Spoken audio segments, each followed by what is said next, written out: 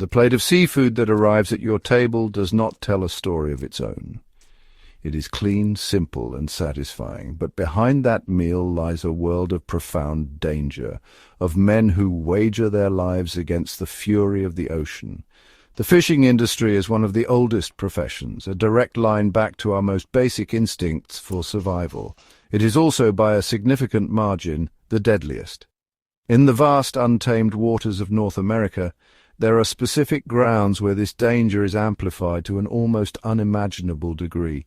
These places are not just coordinates on a map, they are arenas where nature's raw power is on full display, testing the limits of human endurance, courage, and technology every single day.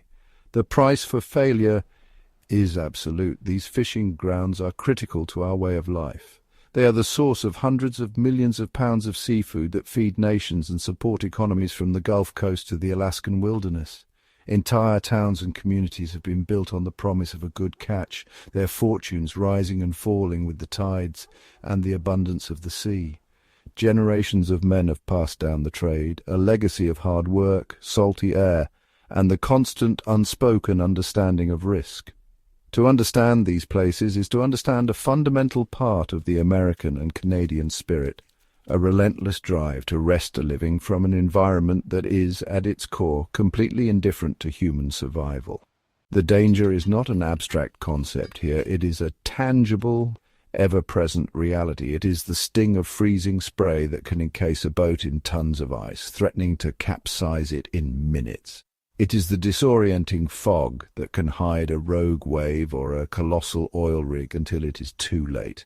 It is the bone-deep fatigue that settles in after 20-hour shifts, where one wrong step on a slick deck can be the last. The men who work these waters know this intimately. They are not reckless daredevils.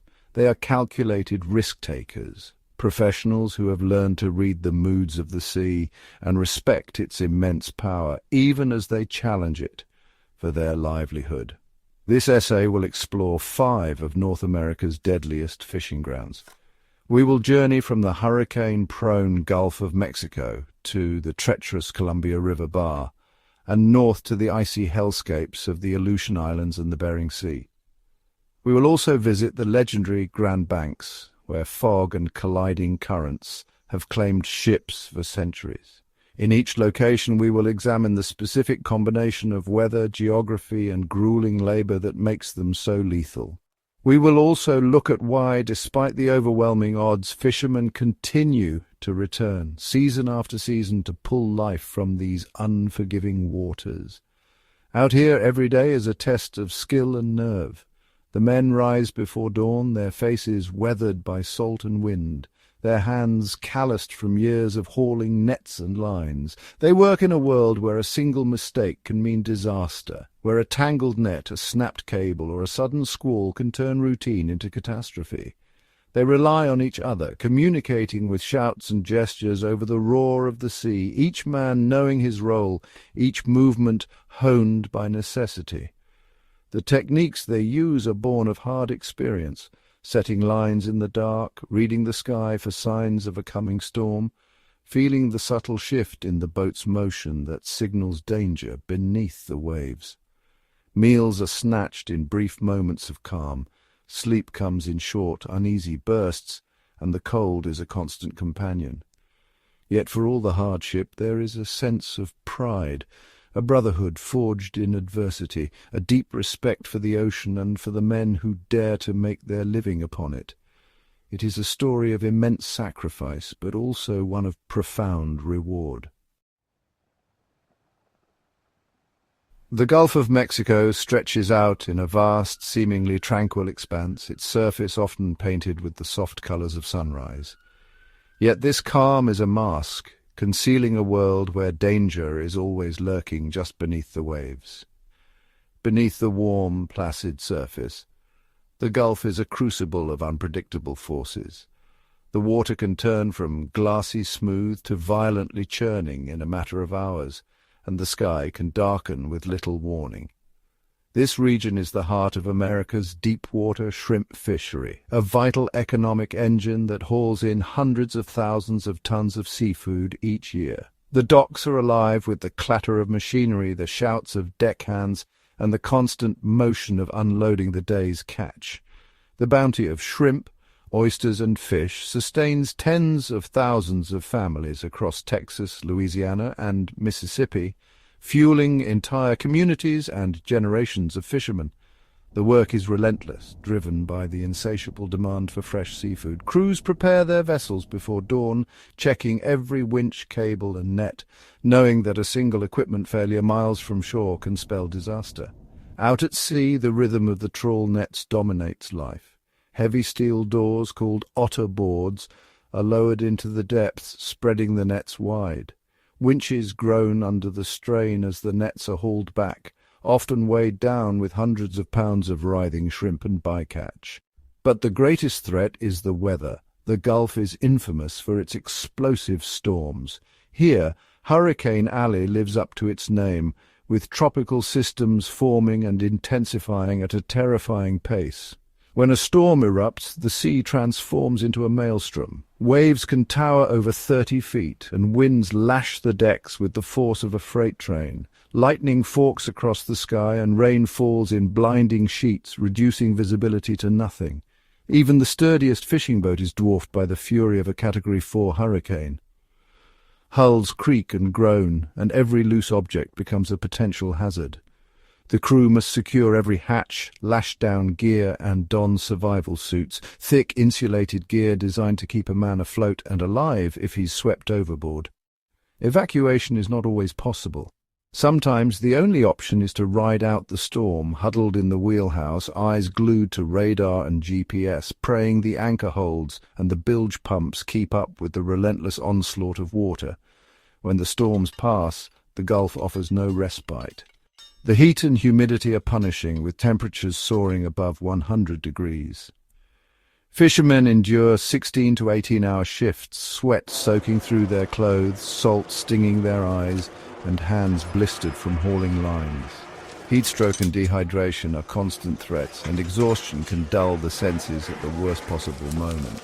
As if the natural dangers weren't enough, the Gulf is littered with thousands of oil and gas rigs, towering steel giants that rise from the sea like sentinels. Navigating these waters is a test of skill and nerve. In thick sea fog, visibility can drop to near zero. The radar becomes a lifeline, but even the best electronics can fail. A sudden shift in current or a moment's distraction can send a vessel careening toward a steel pylon. The captain's focus is absolute, hands steady on the wheel, eyes darting between radar, compass, and the churning water ahead. One mistake, a faulty bearing, a jammed throttle, or a misread blip on the screen, can mean catastrophe. Fatigue is a silent enemy. After days with little sleep, the mind plays tricks and the body slows. Navigating the maze of rigs at night, with only the glow of navigation lights and the hum of the engine, is a test of endurance and willpower. Yet despite the ever-present dangers, the Gulf's call is irresistible. The promise of a good haul, the pride of a job well done, and the camaraderie of the crew draw men back to these waters again and again. For many, this is the only life they have ever known. Skills are passed down from father to son, stories of survival and loss shared over battered tables and on the decks of weathered boats. The lure of a big payday from a single successful trip is powerful. A full hold can mean months of security, a chance to repair the boat, pay off debts, and provide for those waiting back on shore. This work is more than a job. It's a way of life, a badge of honor. The pride of a well-mended net, the satisfaction of a safe return, and the unspoken bond between men who have faced the Gulf's fury together are woven into the very fabric of the coast. Fishermen speak of the breathtaking beauty of a sunrise at sea, the laughter shared over a simple meal, and the deep satisfaction of a hold brimming with the Gulf's bounty, moments of peace and pride that exist side by side with the ever-present threat of the storm. Where the mighty Columbia River empties into the Pacific Ocean, off the rugged coasts of Oregon and Washington, lies a stretch of water infamous for its deadly nature. This is the Columbia River Bar, but among mariners it is more ominously known as the graveyard of the Pacific. For over 2 centuries, these waters have claimed more than 2,000 ships, their wrecks scattered along the coast, a grim testament to the relentless power of this place. The peril here is not from icebergs or hurricanes, but from the violent, predictable collision of natural forces. The Columbia's powerful outflow, surging with immense volumes of water, slams into the relentless tides of the Pacific Ocean. This collision creates a seascape of chaos, waves and currents twisting unpredictably, making navigation a constant battle. The result is a liquid battlefield where the sea itself seems intent on swallowing anything that dares to cross. The water churns violently, forming standing waves and whirlpools that can toss even the sturdiest vessel like a toy. Wave walls can rise without warning to heights of 40 or 50 feet, sheer cliffs of water that crash over ships, flooding decks and sending vessels to the bottom in seconds. These treacherous conditions are not reserved for storms. They are a daily reality on the bar, making every crossing a gamble. Thick marine fog often blankets the area, and the winds are notoriously unpredictable, shifting direction in an instant and compounding the danger. Navigating this passage demands immense skill and courage, as the channel itself is constantly shifting with the movement of sandbars, ready to ground any vessel that strays from the narrow, safe path. Throughout history, countless ships have met their end here. Wooden schooners dashed to pieces in the 1800s, steamers lost in sudden squalls, and modern fishing boats overwhelmed by the bar's fury. The nearby harbours of Astoria and Ilwaco have long served as sanctuaries for those who survived the crossing, their docks lined with vessels whose crews know the risks all too well. The economic stakes are high, with a single season's catch worth millions, but every haul is hard won against the ever-present threat of disaster. For those who work these waters, crossing the bar is a necessary evil, a toll paid to access the Pacific's bounty, knowing that one mistake can be fatal. Mariners study the tides, listen to bar reports, and rely on instincts honed by years of experience, knowing that preparation is the only defense against the bar's wrath. The danger is so acute that a specialized group of bar pilots, veteran mariners with unmatched local knowledge, are tasked with guiding larger vessels through the treacherous channel. The United States Coast Guard maintains a constant presence, with crews trained for heavy weather rescue, ever ready to respond to distress calls from imperiled ships. Even these experts admit that every passage is a gamble, and the sea's mood can shift from challenging to deadly in moments. For the captains of smaller fishing boats, the decision to cross rests solely on their shoulders, a test of nerve and judgment. It is a moment of intense pressure, weighing the promise of a rich catch against the ever-present risk of disaster.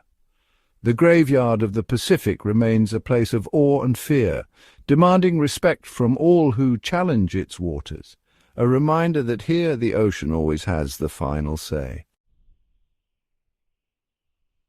Stretching like a broken spine from the Alaskan mainland toward Russia, the Aleutian Islands carve a jagged line between the Bering Sea and the vast Pacific Ocean, a place where the sea itself seems to conspire against those who dare to work its waters. This remote volcanic archipelago is infamous among fishermen, a frozen hell at sea where the environment is as relentless as the work.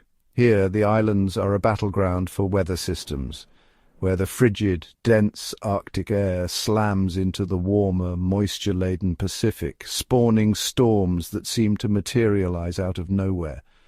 The result is some of the most violent, unpredictable weather on the planet, waves that tower over the decks, winds that howl like banshees, and skies that shift from grey to black in minutes. Yet these treacherous waters are a lifeline, yielding Pacific cod, black cod, sablefish and king crab. The men who work here haul in catches worth hundreds of millions, fueling Alaska's economy and feeding tables around the world. But in winter, the Aleutians become a gauntlet of ice. The defining danger isn't drifting sea ice, but the invisible, ever-present threat of freezing spray. Every wave that breaks, every gust of wind hurls supercooled water across the decks. The spray clings to every surface, freezing instantly in the sub-zero air. Hurricane-force winds, sometimes topping 100 miles per hour, whip the ocean into a frenzy, driving icy water sideways, coating the men and their vessel in a crystalline shell. The rigging, the winches, the deck rails, all become entombed in thick, jagged ice. The deck itself turns into a frozen, glassy hazard beneath the men's boots. In just a few hours, a boat can be buried under tons of ice, the weight pressing down, threatening to tip the vessel with every new layer. The added mass makes the ship top-heavy, dangerously unstable. Every step the crew takes is a gamble, every movement a test of balance and nerve. If the ice isn't broken off, the boat's centre of gravity rises. Even a moderate wave can send the vessel rolling, capsizing in seconds, leaving the men with no hope in the lethal cold. To survive, the men must wage a constant, exhausting war against the ice. It's a routine as relentless as the sea itself. Hour after hour they swing mallets, axes and baseball bats, smashing ice from the rails, the winches, the deck, working in blinding blizzards, their breath freezing in the air. Their gloves stiffen, their faces burn with wind chill, and exhaustion sets in. Still the men press on, knowing that a moment's hesitation could doom them all. All the while, the boat is battered by steep, vicious waves, shrouded in fog so thick the men can barely see the bow. The sea is a constant, roaring presence. The psychological toll is immense. Every man knows that a slip, a rogue wave, or a moment of fatigue could mean being swept overboard into water that kills in minutes. Yet the lure of the Aleutians is undeniable. The catch is immense, the promise of a good season enough to keep the men coming back. A successful haul of black cod or king crab can mean financial security for a year, sometimes more. For these men, the risk is part of the calculation. Each man who steps onto the deck knows the dangers. They face the frozen hell with grit, determination, and a brotherhood forged by the sea. They are drawn by the promise of reward, but also by the pride that comes from surviving and thriving in one of the world's harshest environments. The men rely on their skill, the strength of their vessel, and the unbreakable bond with their crewmates, each man watching the other's back. In the Aleutians, survival is a team effort. It's not just about fighting the sea, it's about men working together, shoulder to shoulder, against a common frozen enemy. North of the Aleutian Islands lies the Bering Sea, a body of water that has become, well, almost synonymous with extreme danger, especially for the men who make their living here. Thanks in large part to the television series Deadliest catch, the Bering Sea crab fishery is infamous. This reputation is, honestly, well earned. The men who fish these waters are engaged in one of the most perilous occupations on Earth. Their primary target is the Alaskan king crab, often called red gold for its high market value, a prize that drives them into the heart of danger. The pursuit of red gold is a relentless process. The fishing season is short and intense, forcing crews of men to work under immense pressure to fill their quotas. This urgency drives them to fish in conditions that would send most mariners running for the nearest safe harbour, creating a perfect storm of risk. The Bering Sea is a shallow, hostile environment where powerful Arctic winds and strong currents can whip up waves of staggering size with little warning. For these men, waves of 50 feet are not uncommon. They are described by veteran fishermen as almost the norm during the peak of the winter season. These are not the rolling swells of the deep ocean, but steep, breaking monsters that can slam into a boat with the force of a concrete wall. A rogue wave can shatter wheelhouse windows, bend steel, and wash a man from the deck in an instant. The water temperature hovers just above freezing, meaning a man who falls overboard will experience paralysis and hypothermia within minutes. The process of catching red gold is grueling and dangerous. Crews of men work for 20 hours a day or more, setting and hauling 800-pound steel crab pots in heaving seas. The deck is a chaotic and slippery landscape of moving machinery, heavy equipment and coiled lines that can snag a man's limb in an instant. Each pot must be baited, dropped and later retrieved, often in the dead of night, as icy spray lashes the men and the deck beneath their boots becomes treacherous. Fatigue is a constant companion for these men, dulling reflexes and impairing judgment at the very moments when they are needed most. The combination of sleep deprivation, extreme weather, and physically demanding labor creates an environment where a single mistake can have fatal consequences for an entire crew of men. Decades ago, the mortality rate in this fishery was astonishingly high. Over 300 deaths per 100,000 workers, almost all of them men. Despite the appalling risks, the allure of red gold continues to draw men to the Bering Sea. A successful crab season can be incredibly lucrative, with a single boat's catch netting hundreds of thousands of dollars, a share of which goes to each man on the crew. The economic stakes are enormous. This financial reward offers a life-changing opportunity, a chance for a man to earn in a few brutal months what might take years in a conventional job. For many, this potential payoff is worth the gamble. It is a high-stakes game played by men against the most inhospitable sea in America, where the winners go home with fortunes and the losers are sometimes never seen again. Off the coast of New England and Newfoundland lies one of the most legendary fishing grounds in the world, the Grand Banks, a place where the ocean's might and mystery are on full display. For centuries, these shallow underwater plateaus have been a magnet for fishing fleets from around the globe, drawn by the promise of extraordinary marine abundance. The Grand Banks are renowned for their giant swordfish and the legendary Atlantic halibut, creatures that have inspired awe and respect for generations. The Atlantic halibut, a true giant of the deep, is a species of flounder that can reach over 6 feet in length and tip the scales at more than 400 pounds. These massive fish are powerful, elusive, and capable of putting up a fight that tests the strength and skill of even the most seasoned fishermen. Landing one of these giants is a monumental struggle, requiring not just brute force but also patience, teamwork, and a deep understanding of the sea's unpredictable moods. The fishery is a cornerstone of the economy for many coastal communities in New England and Atlantic Canada, bringing in millions of dollars each season and supporting generations of hard-working men. But the same oceanographic features that make the Grand Banks so rich in life also make them some of the most perilous waters on Earth. Here, the cold, southward-flowing Labrador Current collides with the warm, northward-flowing Gulf Stream, creating a volatile and unpredictable environment. The dramatic temperature difference between these two massive currents forms an atmospheric battleground, where the weather can change in an instant. The most notorious result is the dense, impenetrable fog that can blanket the area for days, swallowing ships whole and reducing visibility to almost nothing.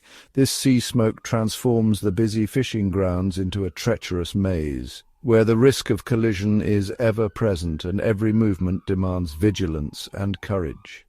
Beyond the fog, the meeting of these powerful currents breeds legendary storms, violent, unpredictable, and often deadly. Storms can erupt with terrifying speed, transforming calm seas into a maelstrom of steep, confused waves that batter even the sturdiest vessels. These are not the gentle swells of the open ocean, but sharp, unpredictable waves coming from every direction, challenging a captain's skill and nerve to the utmost. The history of the Grand Banks is marked by tragedy. Entire fleets lost to sudden, savage storms, their stories a somber testament to the sea's unforgiving power. Memorials and storm-lashed graveyards of ships stand as grim reminders of the dangers faced by those who dare to work these waters. The infamous perfect storm of 1991, which claimed the sword fishing boat Andrea Gale, was born from this volatile mix of weather systems, a legend that still haunts the minds of fishermen today. Yet the call of the Grand Banks endures, rooted in a history that stretches back over 5 centuries, filled with tales of bravery and endurance. Generations of men have learned to navigate its blinding fogs and ride out its furious storms, relying on skill, instinct, and an unbreakable will. Their livelihoods depend on the bounty below, but every catch is hard-won, earned through sweat, risk, and determination. The work is a tradition passed from father to son, each generation teaching the next the secrets of the sea and the meaning of true courage. It is a way of life defined by a profound respect for the relentless power of the North Atlantic and the bravery required to face it day after day. The fishermen who work these waters are part of a long, proud lineage, men who have earned their place through grit, resolve, and a willingness to face the unknown. They venture into the fog and confront the storms not just for profit, but to uphold a legacy of courage and endurance. Chasing the giant halibut and swordfish that roam these legendary perilous waters, they embody the spirit of the Grand Banks, where only the bravest dare to go, and only the strongest return. For every fisherman braving the sea, there are fathers, sons, and brothers on shore, living with a constant, heavy worry. The dangers of the job don't stop at the water's edge. They reach deep into the homes and hearts of the men who wait and hope for safe returns. Fathers, sons, and brothers learn to live with the uncertainty that comes with every trip out to sea. They listen to weather reports with a knot in their stomachs and scan the horizon for the first glimpse of a returning boat. A delayed return, a missed call, or a storm in the forecast can send a wave of fear through these families, an all-too-familiar feeling. This is the unseen emotional labor that comes with loving someone who works the sea. The rhythm of life in a fishing town is set by the seasons of the ocean. There are stretches of hard work and long absences, followed by short, treasured moments at home. This cycle can put immense strain on the bonds between fathers, sons, and brothers. Boys grow up with a father who is often gone for weeks or months, missing birthdays, holidays, and important milestones. The men at home shoulder the full weight of household responsibilities, becoming single parents in practice for much of the year. This way of life builds a powerful resilience among these men, but it comes at a personal cost. Lives marked by separation and the ever-present shadow of loss. When tragedy strikes, the entire community of men feels the blow. In close-knit towns from Gloucester, Massachusetts to Kodiak, Alaska, every man knows someone who has been lost to the sea. Memorials bearing the names of lost fishermen are a common sight in these harbours, a permanent public reminder of the price their community pays. The loss of a vessel is not just a headline, it is the loss of neighbours, friends, and family members. The community rallies, offering support to grieving families, but the void left behind is a stark reminder to every man of the risks their loved ones face at sea. This shared experience of risk and loss creates an incredibly strong bond among fishing families. There is a deep, unspoken understanding of what it means to love a fisherman. They celebrate safe returns and successful trips with a profound sense of relief and gratitude. They support each other through the long waits and the moments of fear. This powerful sense of brotherhood is one of the pillars that makes the lifestyle sustainable. It is a network of shared strength that allows these families to endure the hardships, knowing they are not alone in their vigil. Despite the relentless dangers, the backbreaking work, and the heavy burden it places on families, one might wonder why men continue to answer the call of the sea. The answer is as deep as the ocean itself, rooted in tradition, necessity, and a profound, almost unexplainable love for the water that runs through generations of men. For many men, fishing is more than a livelihood. It is a legacy, a badge of honor, and a source of pride. In countless coastal towns, it is the family trade, fathers teaching sons, grandfathers sharing wisdom, each generation of men carrying forward the torch. Boys grow up on the docks, learning the ropes from their fathers and uncles, absorbing the rhythms of the tides and the secrets of the sea. For these young men, setting out to sea is a rite of passage, a way to honor their heritage and prove themselves worthy of the men who came before. Of course, the promise of a good catch and the financial reward is a powerful motivator. Commercial fishing offers men the chance to earn in a season what others might make in a year, providing for their families and building a future. A single successful run in the Bering Sea or on the Grand Banks can mean security for an entire year if a man is willing to brave the elements. This hope of a big payday lets men provide for their loved ones, invest in their homes, and secure their place in the community. It's a high-stakes gamble, but one that calls to men with grit, determination, and the courage to risk it all for a better life. For these men, every risk is weighed against the promise of a brighter future. But beyond money and tradition, there is something more, a sense of freedom and adventure that only the sea can offer.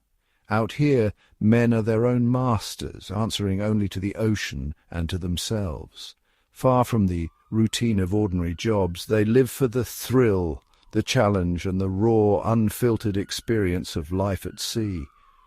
They witness sunrises and sunsets that few men will ever see, feel the might of nature, and find deep satisfaction in the ancient act of harvesting the ocean's bounty. This connection to the wild, untamed world is almost spiritual, a force that draws men back again and again. And then there is the Brotherhood. Life at sea forges bonds between men that are as strong as steel. Crews become a family, each man relying on the others for survival. They work, eat, and weather the fiercest storms together, shoulder to shoulder. This shared struggle builds a trust and respect among men that is rare anywhere else. They celebrate the victories of a full hold and stand together in the face of danger. It is this brotherhood, this unbreakable bond, that gives men the strength to return to the sea day after day. It is a silent promise between men, a pact that makes the impossible possible and keeps the enduring call of the sea alive for generations to come. The deadliest fishing grounds of North America are more than mere places on a map. They are crucibles where legacies are forged, where men are tested by the relentless power of the sea, and where brotherhood is born from shared danger. From the hurricane-lashed Gulf of Mexico to the frozen, unforgiving waters of Alaska, these frontiers remain some of the last wild places on Earth, untamed, unpredictable, and perilous. Here the work is a stark reminder that the most essential things in life, food, survival, and purpose, are still won through sweat, grit, and the willingness to face mortal risk. The men who venture into these waters are not echoes of the past. They are the backbone of a global food chain, carrying on one of the last true hunts left in the modern world. Every departure from the safety of the harbor is a calculated gamble, a weighing of danger against the promise of reward. The hazards are ever present: raging storms, crushing ice, bone-deep exhaustion, and the ever-looming threat of the sea claiming its due. The price is paid not only in lost boats and lives, but in the silent worry of those who wait on shore, hoping for safe return. Yet the brotherhood endures, bound by tradition, necessity, and the irresistible call of a life lived on the edge, free from the constraints of land and routine. The seafood that reaches our tables is the final chapter in a story written by struggle, sacrifice, and the unbreakable bonds between men who trust each other with their lives. These coastal communities are built on resilience, their identities shaped by the bounty and fury of the ocean, and by the camaraderie of those who face it together. It is a testament to the men who possess the rare blend of skill, courage, and endurance needed to survive and thrive in such unforgiving conditions. They read the moods of the sea, respect its power, and accept the price it demands for the life and freedom it offers. Their labor is a living link to the wild heart of the ocean, a connection that is both vital and profound. Ultimately, the story of these fishing grounds is a story of the human spirit, undaunted, unyielding, and united in brotherhood. It's about the relentless drive to provide, the courage to stare down fear, and the powerful sense of identity that comes from doing a job few would dare attempt. The men who work these waters are the guardians of a proud and perilous legacy. Their story is etched into the very soul of the sea. They are ordinary men performing extraordinary work, continuing a timeless struggle between humanity and the ocean's might. And as long as there is a hunger for the ocean's bounty, these men will be out there on the edge, side by side, chasing the catch through the storm, bound by danger, legacy, and brotherhood. For centuries, raw courage and brute strength were the fishermen's only defences against the sea. But as the dangers grew and the stakes rose, necessity became the mother of invention. In the shadow of relentless storms and icy waters, it was often the men themselves, captains, engineers, and deckhands, who crafted the next leap forward. Their tinkering in cluttered workshops and on rolling decks gave birth to innovations that would tilt the odds, however slightly, in their favour. The introduction of steel-hulled boats replaced fragile wooden vessels, allowing crews to venture farther and survive when the ocean turned violent. Radar and sonar, once the dreams of inventors, became lifelines, helping crews track fish and, more importantly, avoid disaster lurking beneath the waves. Men like Elmer Sperry and Robert Ballard pushed navigation and safety into the modern era, while countless unnamed crewmen adapted gear on the fly, often with nothing more than a welding torch and a stubborn will to survive. Survival suits, bright orange armour against the cold, emerged from the minds of those who had seen too many friends lost to hypothermia. Emergency beacons, hydraulic winches, crab pot launchers, and weatherproof communication systems all bear the fingerprints of those who lived and breathed the dangers firsthand. Each new tool was often forged in response to tragedy, a life lost, a boat sunk, and every improvement became another line of defense in the battle to return home alive. Yet even as technology advanced, the sea demanded respect. Equipment could fail, the unpredictable could still happen. But with every bolt tightened and every circuit tested, these men built not only better boats, but a culture of innovation, one where survival depended as much on ingenuity as on grit. Today, the legacy of these inventors and everyday problem-solvers endures in every piece of gear, every safety drill, and every successful return to shore. Their quiet genius, born out of necessity, has saved countless lives, proving that on the world's deadliest fishing grounds, the greatest tool is often the mind of the man who wields it. The sea has always been the ultimate test of a fisherman's resolve, but some storms rise above the rest, etched into memory, whispered about in every harbour and recounted with a shiver by those who survived. These tempests are more than bad weather. They are the forge in which legends are made. In 1975, the crew of the FV Titan braced against a monstrous nor'easter off the Bering Sea, a storm that hurled waves like buildings and tore steel like paper.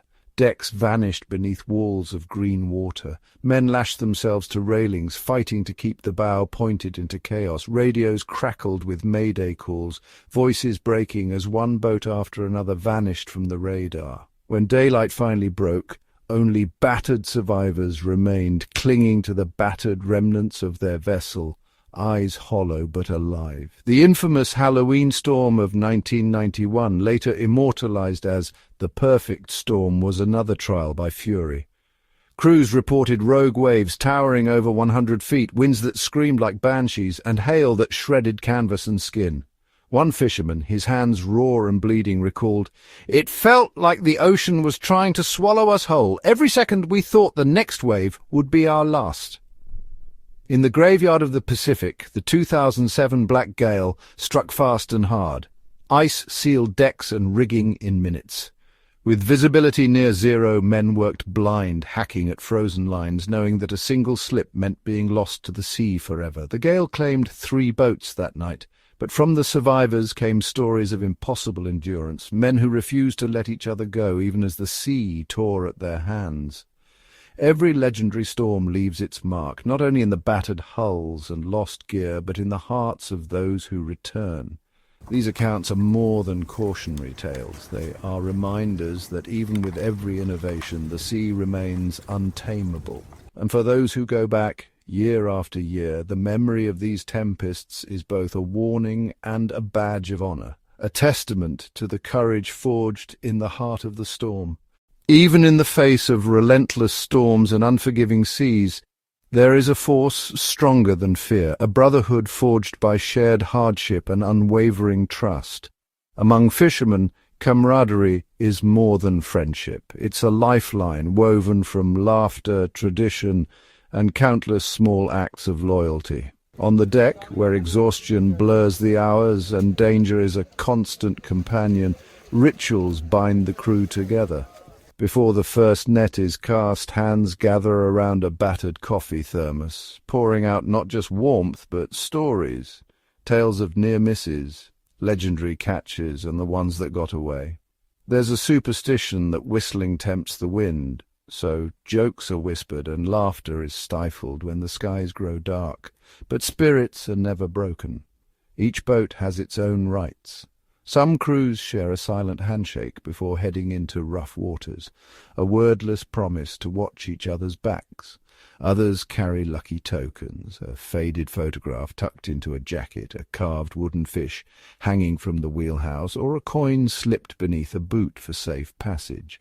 When a catch is especially good, tradition demands a portion be set aside and tossed back to the sea, a gesture of respect to the waters that give and take.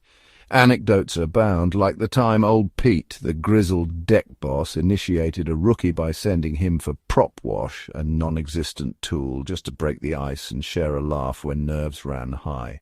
Or the annual ritual in which the youngest crew member is tasked with painting the boat's name, a rite of passage marking their place in the floating family. At the end of each trip, the bond is sealed in the galley. Over steaming bowls of stew and battered mugs, men share more than food. They exchange gratitude, grief for those lost, and plans for tomorrow. Out there, far from shore, brotherhood is the anchor that holds them fast against the storms. It is a tradition as old as the sea itself, carrying every fisherman home. The ocean is a living force, ever-changing, unpredictable, and unforgiving. For generations, fishermen have faced not only towering waves and howling winds, but also a world transformed by shifting climates and dwindling resources. Each season brings new threats. Warmer waters drive fish deeper and farther, storms grow fiercer, and ice forms where it never did before. Yet the men who crew these vessels refuse to surrender. Adaptation is their silent partner. When old routes fail, they chart new ones, reading the sea like a living map. Crews retrofit their boats with reinforced hulls and advanced navigation systems, blending tradition with technology. They study satellite weather forecasts as carefully as they once watched the horizon, learning to outpace tempests and avoid deadly ice flows. Ingenuity blossoms in the smallest details. Makeshift repairs, duct tape, spare wire, a borrowed part from another vessel, keep engines running and nets mended in the heart of the storm.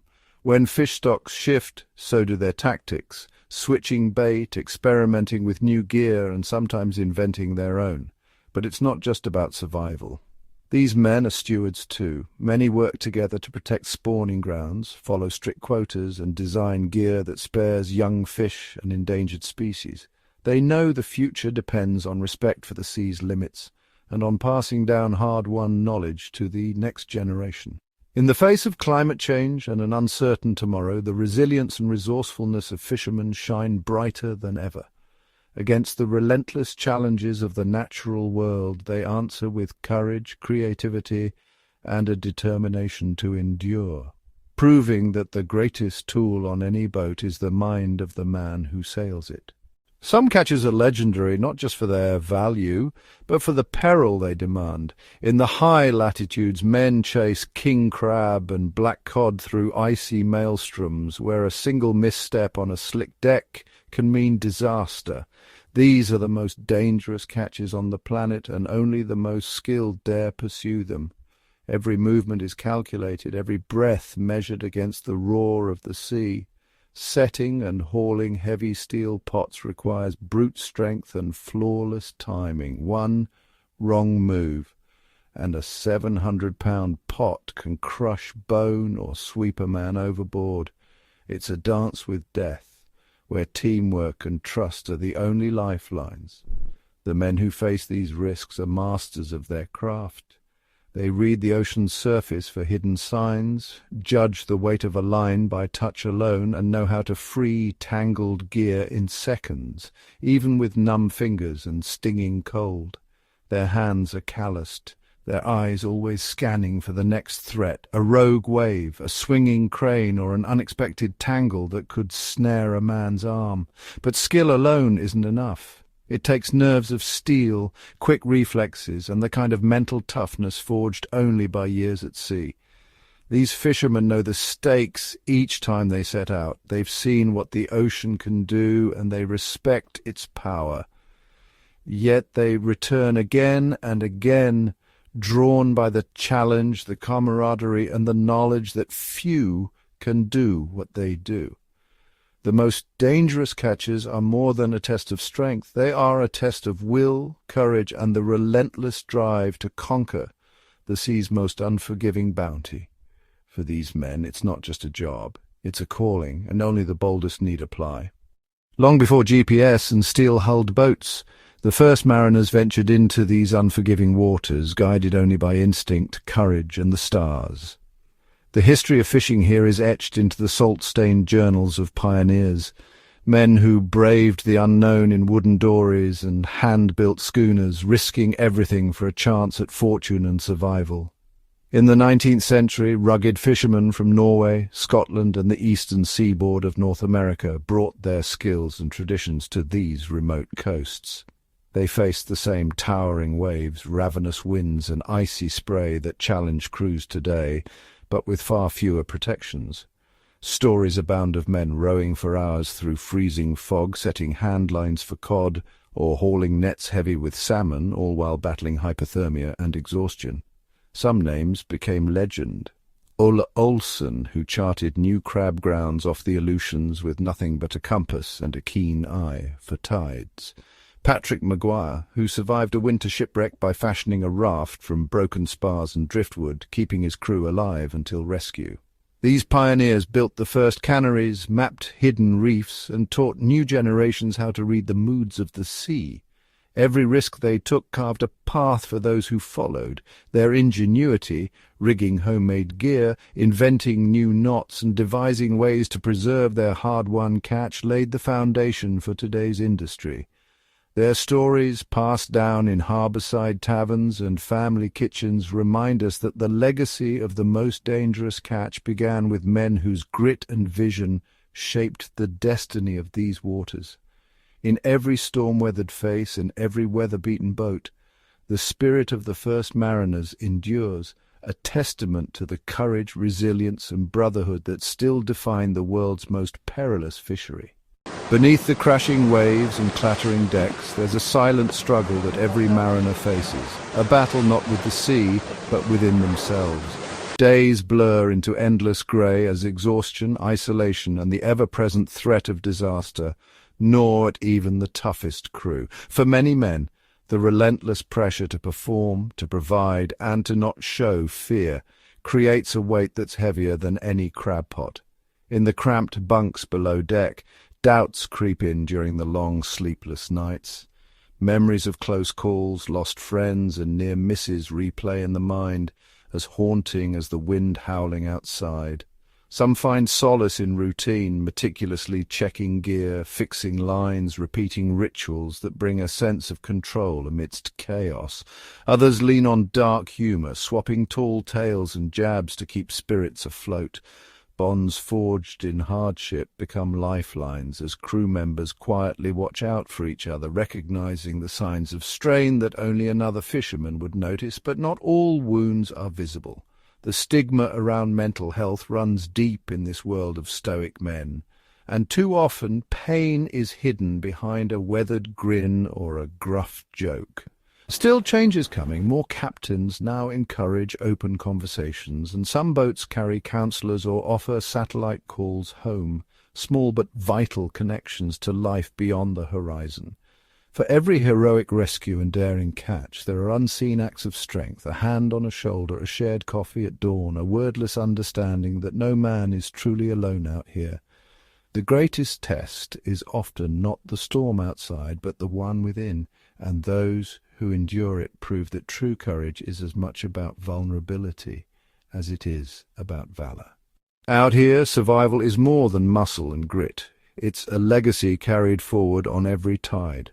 For generations, seasoned fishermen have taken newcomers under their wing, sharing not just skills, but the unspoken rules of the sea. It's a rite of passage. A greenhorn steps aboard, eyes wide, hands uncertain, and soon finds himself shadowing a veteran whose weathered face holds 1,000 storms. Mentorship at sea is never just about technique. Yes, the old hands teach knots, timing, and the subtle art of reading the waves, but they also pass down the code of the crew, when to speak, when to listen, and how to keep your head when chaos erupts. Lessons are delivered with a mix of tough love and quiet patience, forged in the belief that every mistake is a chance to learn, not a reason for shame.